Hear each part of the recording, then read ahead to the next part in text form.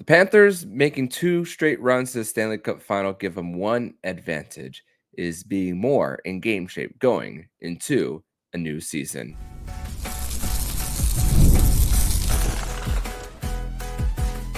You're Locked On Panthers, your daily podcast on the Florida Panthers. Part of the Locked On Podcast Network, your team every day.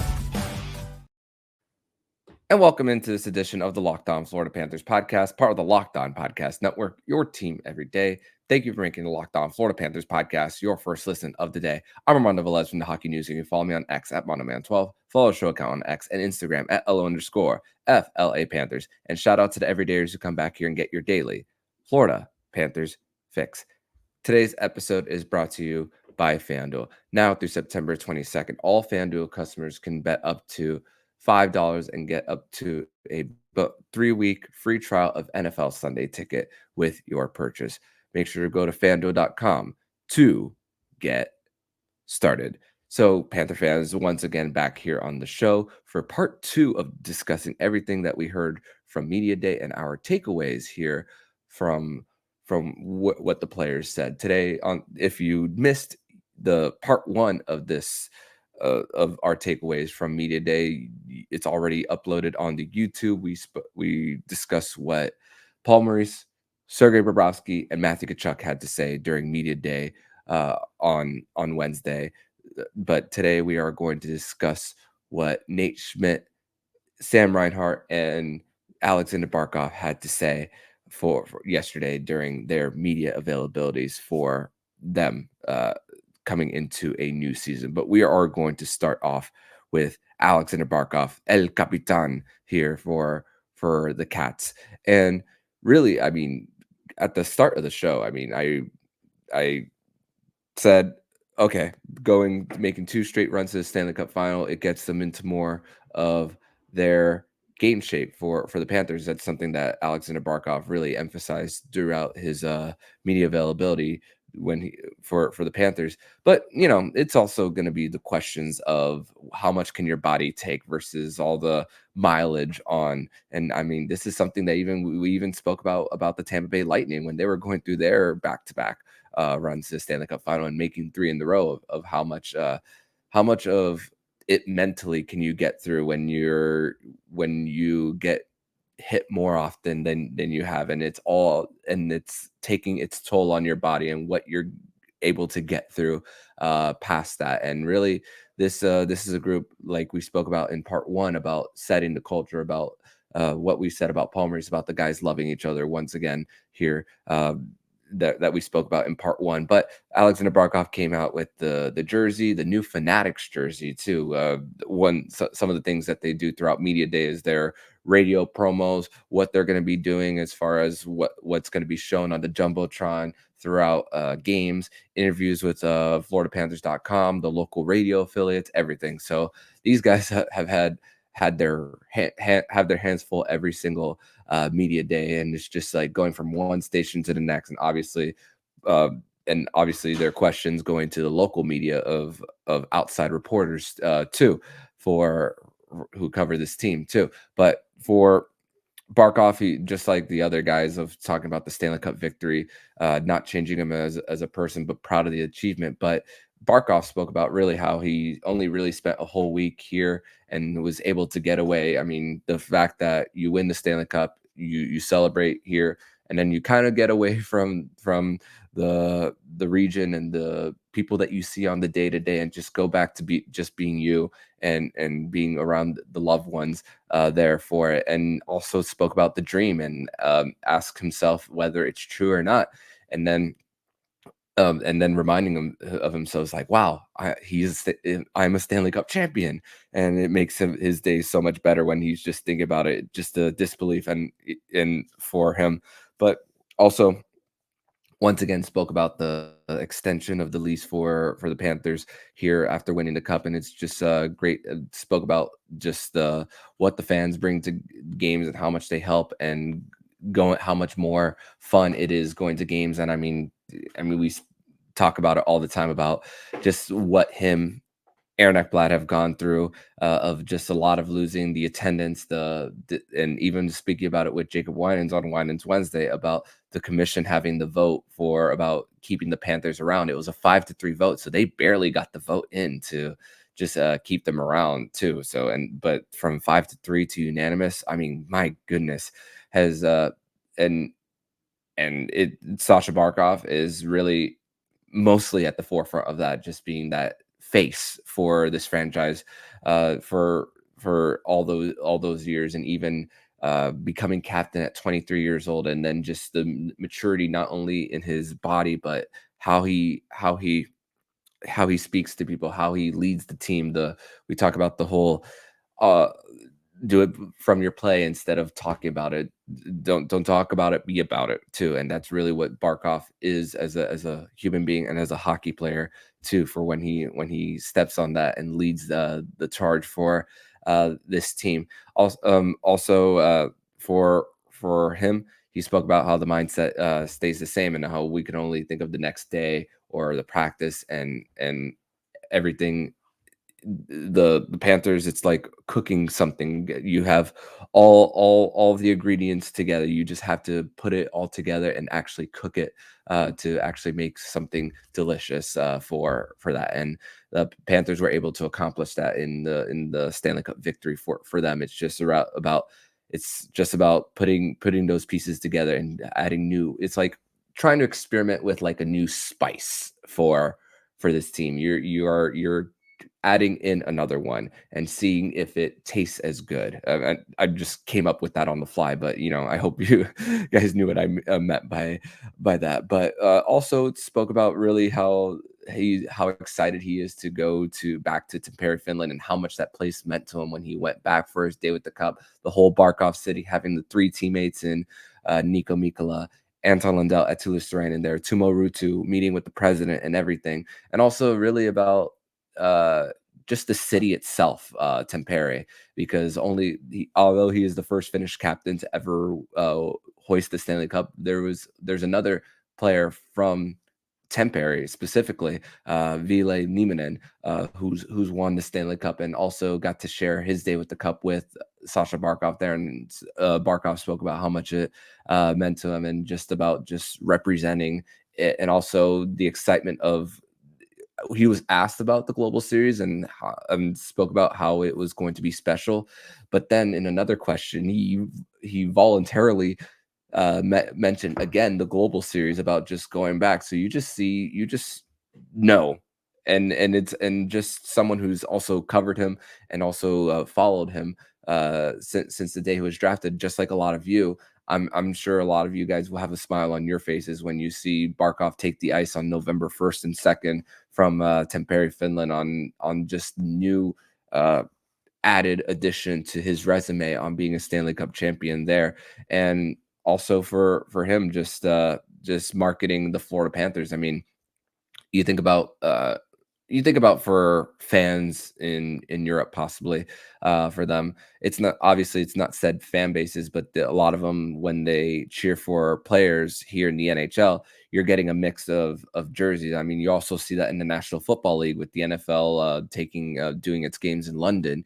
You see a whole bunch of jerseys from different teams throughout the league. So I'm very curious to know when the global series does hit Tampere, Finland. Obviously, there's going to be a global series in Prague in just about a few weeks for the NHL too.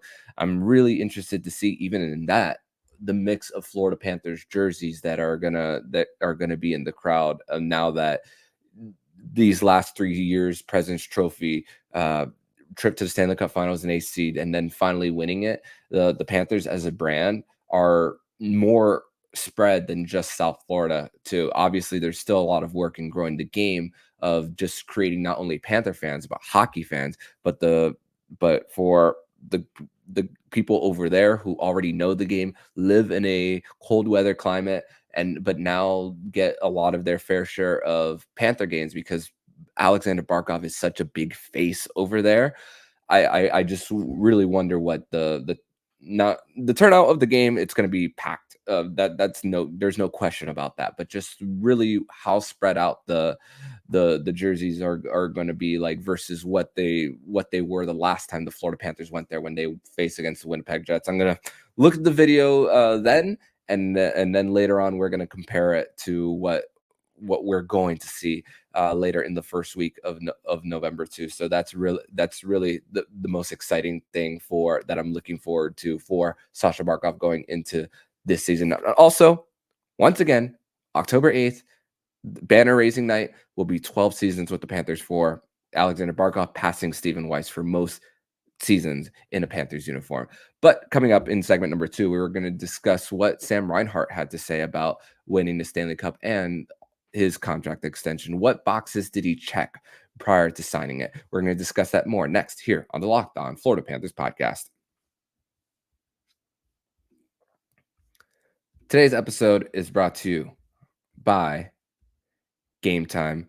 And Gametime has a new feature called Gametime Picks that makes getting tickets for your favorite live events even easier. Gametime Picks filters out the fluffs to show you how incredible deals on seats so you don't have to waste time searching through thousands of tickets. You get the priority Gametime Picks. Curation makes it easier to save more on sports, concert, comedy, theater, and more. So with the seat views, you get a panoramic view from your seat in the app before you buy. It's the lowest price guarantee, or Gametime will credit you 110% of the difference. The Gametime ticket coverage, your purchase is covered with the most flexible customer service policy in the ticketing industry. So download the Gametime app, create an account, and use code LOCKEDONNHL for $20 off your first purchase. Terms apply. Again, create an account and redeem code LOCKEDON NHL for $20 off. Download Gametime today. What time is it? Game time.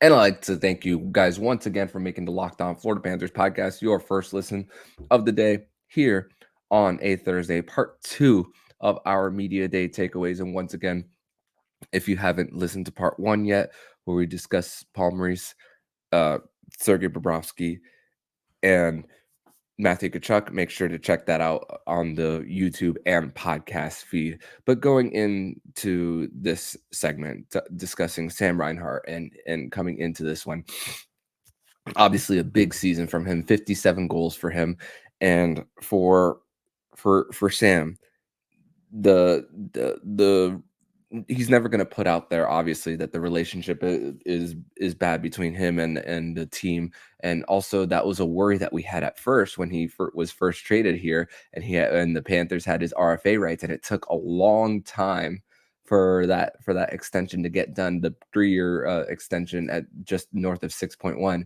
But obviously when you're in the middle of playing in a playoff series, the negotiations you're not really focused on the negotiations, you're really mostly focused on winning. So there's a difference in just our overall mindset of just looking at an extension. But also when you win the Stanley Cup and you're just and Bill Zito's doing 2 jobs at once while trying to celebrate, while trying to at least construct the team for next season to do it all over again. The stress of putting a deadline together really gets you. But for the Panthers and Sam Reinhart, they were able to get it done. But also Sam Reinhart also spoke about how he's very thankful that he had 3 days to discuss the extension versus 2 months, and just thinking. And also for Rhino, think about what could have happened if the Panthers got eliminated earlier for them. You're looking at the 57 goals, you're looking to cash in. Maybe there's even that belief in the back of your head, if they got eliminated earlier, it's like, can this team truly run it back too? And am I missing out on that opportunity? But getting that Stanley Cup, checking that box off your resume too, as a champion, you know that you've accomplished that part of your career. So now it's accomplishing a different part of not only your career but your life, because Sam Reinhart's love, obviously getting paid is a goal, but Rhino spoke once again about situation, raising kids, winning too. And that are so many factors here when it comes to returning for him too here. So he's got that under him. I mean, he was recently married as soon as as recently, excuse me, as last year too. So this is the beginning of something else outside of hockey for him. But also spoke about just the opportunity of getting back on the ice, and the Stanley Cup will always be there in the back of his head. But one thing that you just can't take away, and this is just what makes these guys so different, is that just the fact that they want to get back, and spoke about we're competitor and quote, we're competitors. We want to put ourselves in a position to win again too. So close quote. So that's another thing for him. It's just like you can't keep these guys away for long because they're just constantly thinking about it. And obviously we love celebrating a championship. I spoke about how I wish the offseason were longer so that we could still continue to say Florida Panthers are Stanley Cup champions, and so that nobody can take it away from them. And it'll take a little bit longer, but obviously you want to play the games. You want to see what the team looks like too. So there's that anticipation too. So there's two different ways of looking at it too for the Panthers. And also Sam Reinhart spoke about the opportunity to learn each year, and that how you're going to go through those different experiences. Paul Maurice, even going back to what we spoke about earlier, is that you're going to have a different type of adversity every single year and coming into it. And also spoke about, and with Bob Bobrovsky speaking about if you should do more, or if you're not doing enough. Sam Reinhart said the same thing for himself too. Also, he did speak about his day with the cup in Vancouver a little bit. So he spoke about how great it was to go back there, but also unfortunately him missing the parade due to the a wedding of his friends. And he said you obviously experienced some FOMO, which is acronym for fear of missing out, for him missing the parade.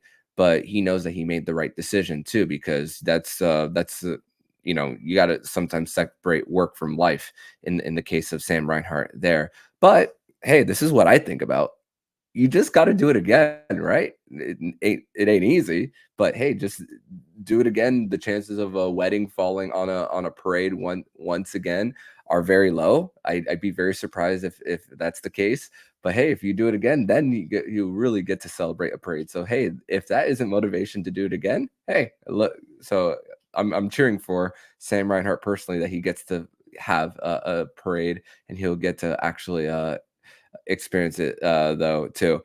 And also you spoke about the mental side too, about just the what people don't talk about in the 12 days of being up 3-0 to finally clinching it in game 7, the 12 days in between, and all the noise that's around, and also the physical side of it too, for himself and the team, about just how to get over that hump of just trying to get that fourth one.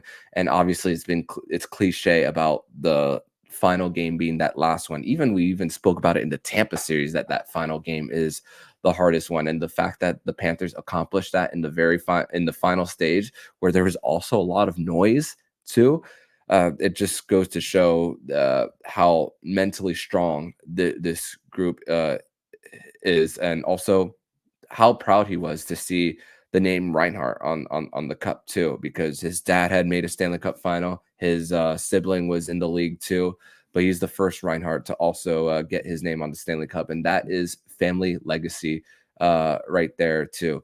And for him to do it again, he spoke about just the jitters on it. It's just what they're about, and just excited for the opportunity once again to get it to repeat as champions, excuse me, of the hockey world.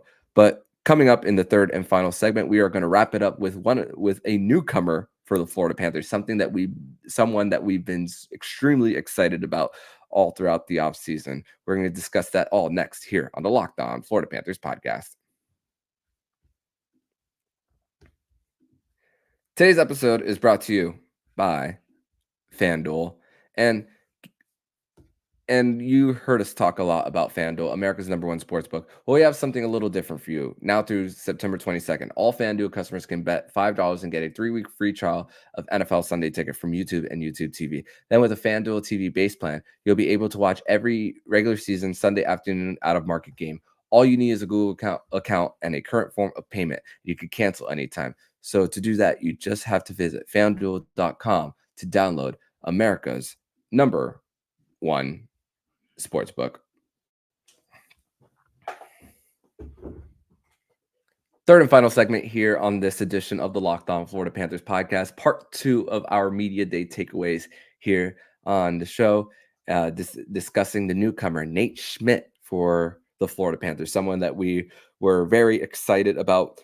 Obviously, as fans, we've seen this as the OEL replacement, and just the story of a guy who might have not been in the best situation personally, coming in trying to revive his career and get the ultimate goal. And those are some of the things that the other guys even spoke about in their media availabilities, how other guys, the newcomers, are chomping at the bit to try to have a little bit of glory themselves. And honestly, if you are, I can only imagine opening night for the newcomers coming in when they see a banner raising ceremony, the crowd cheering.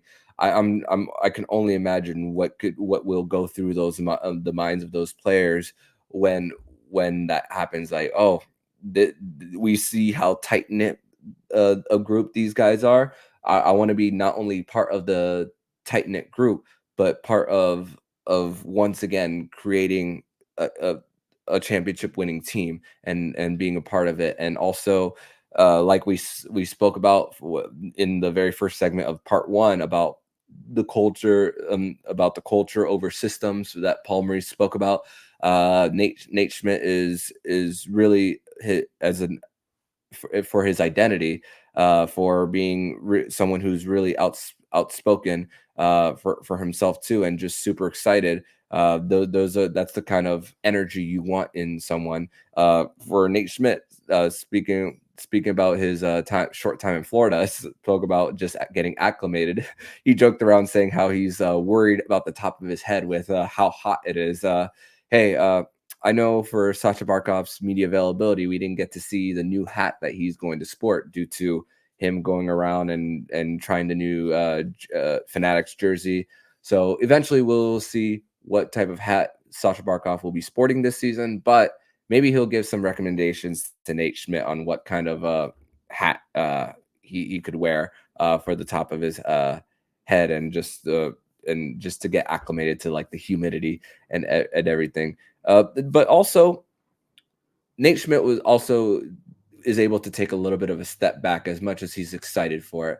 He spoke about really how much people say they could be ready for a title defense as a unit, and how much he could be people say that they could be ready for what's to come about having a target on their back.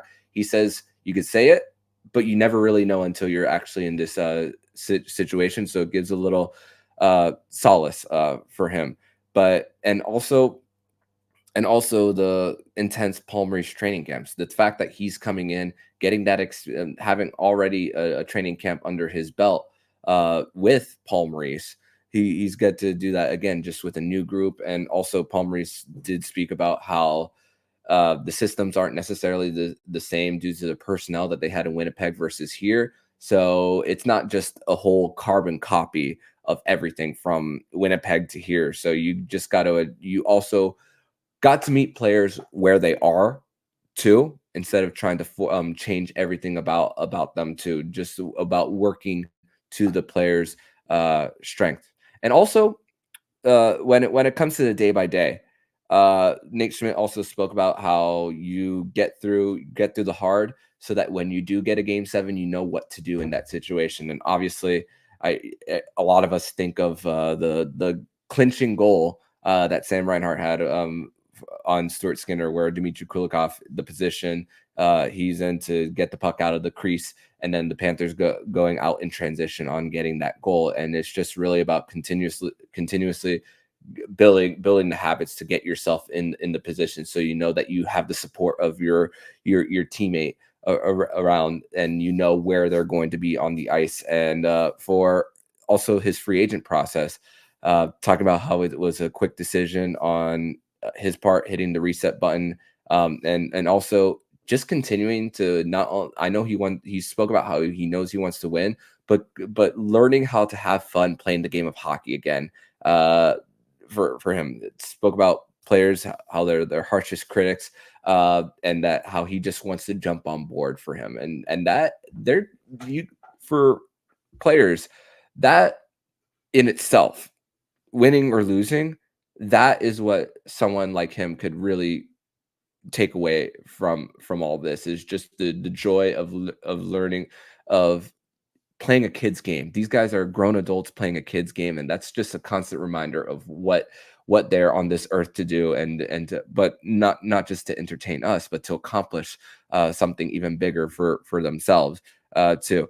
And also spoke about, and also the great thing about it is bringing not necessarily a championship pedigree. He hasn't won a championship, but also that experience from making a Stanley Cup final with the Vegas Golden Knights in their very first season back in 2018, and just knowing that that people aren't being complacent, how he when he walked into the room, and they approached them, and how, even though people don't say it out loud, how sometimes different rooms can be very complacent and just say, and he even in his words say the word peace, that he doesn't get that impression from the guys in the room too. And also how the culture there compares to what he experienced in Vegas. Because I mean, think about it. I mean, Vegas going from Stanley Cup final, consistent playoff contender. Obviously, their GM is consistently very aggressive, but finding themselves back in that position too. You see that what the people at the top do to, and then trickling down to the bottom, and then you see that in the example of Bill Zito. You still trying to like replenish, get younger, but also getting guys who are hungry, and then Nate Schmidt being a part of that. You in Nate Schmidt's words, you know it when you see it in a group of how bought in a group is. And also speaking about the style of play too, he spoke about how he ran a camp, and how 30 of the 100 clips that he showed was Gustav Forsling, about their pressures, about just timely pinches, getting out in transition, and what they have to do to beat teams in the postseason, to just to create the good habits of style of play, so that it's a very structured group for this team. So also the praise of someone like Gus, who will be here for many years to come, and who's going to be a staple on that top pair. He's once again an example for the rest of defensemen. I mean, and who knows for Gus Forsling what his we don't know what his ceiling is points wise offensively. I do think he has a truly high floor, and who knows for what that can do for helping out the others, because if there happens to be an injury for the Florida Panthers on the D, we could probably expect maybe Nate Schmidt go up a pair. I mean, we could see him on that second pair to start off the season, but we could see a little bit of time of him and Gustav Forsling playing together.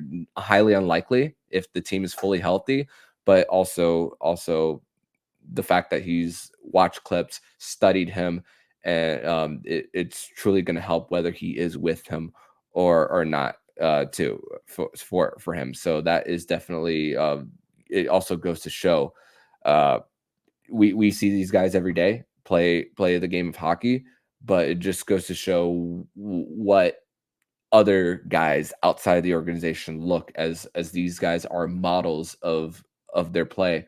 These are guys that we are going to be talking about for a long time, especially on the defensive end, which we spoke about.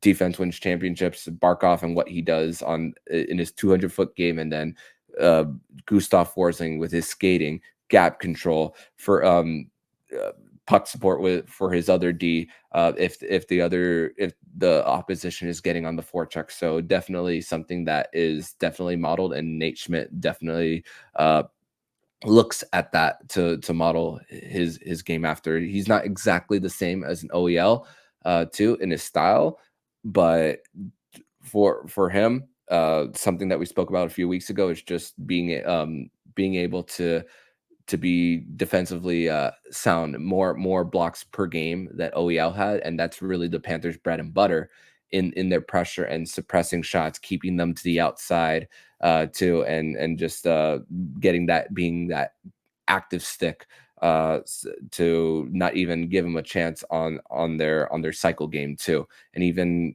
stopping them in gaining the zone too for them. But very excited to see what Nate Schmidt brings to the table in his first season with the Panthers, and in a year that is a prove it year for him, as he's looking to get a bigger payday pass this year. So definitely a player that is one very exciting for the Cats. But that's going to do it for this edition of the Locked On Florida Panthers podcast. Thank you once again for making the Locked On Florida Panthers podcast your first listen of the day, as we broke down everything from media day, from the 6 guys that we spoke about in part 1 and 2. We're gonna come back to sometime in the next few days to discuss more about the first day of training camps, who is with who on the forward lines and deep pairs, and who could